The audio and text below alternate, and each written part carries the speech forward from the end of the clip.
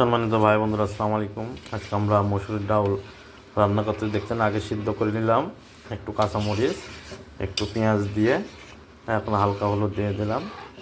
এর সাথে এখন আমরা বাগার দেবো। কী কী দেবো আপনাদেরকে দেখিয়ে দেবো। আপনারা দেখতে পাচ্ছেন আমরা খাঁটি সরিষার তেল এবং রসুন কুচি দিয়ে দিলাম। ডাউলের বাগার দেবো। এখন আমরা পেঁয়াজ ঝুড়িটা দিয়ে দিচ্ছে, দেখতে পাচ্ছেন চটকায় সুন্দর করে দিয়ে আমরা এটাকে আমরা পেঁয়াজটাকে ভালো করে এখন ভাজা করে নেবো। দেখতে পাচ্ছেন, আপনারা দেখতে পাচ্ছেন আমাদের এখানে পেঁয়াজ কাঁচামরিচটা সুন্দর করে ভাজা হয়ে গেছে। তো এখন আমরা এটাকে 5 ফোড়নটা দিব, দিয়ে ভালো করে ভাজিটা করে নেব। পেঁয়াজটা এবং রসুন বাদামি রং করে নেব, করে ডাউলটা দিয়ে দেবো। দেখতে পাচ্ছেন আমাদের পেঁয়াজটা এবং বাদামি রঙের হয়ে গেছে। এখন আমরা এর মধ্যে ডাউলটা ঢেলে দেবো। ডাউলটা এখন পাতিলের মধ্যে ঢেলে সুন্দর করে একটা বলক উঠাই ফেলবো।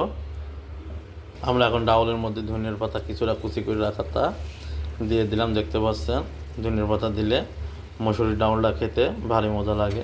আসলে আমরা ভালোভাবে এখন মিক্স করে দেবো। দেখতে পাচ্ছেন খুব একটা আমরা বেশি দিব না। আমাদের এই ভিডিওটা যদি আপনাদের ভালো লেগে থাকে অবশ্যই লাইক শেয়ার কমেন্ট করবেন।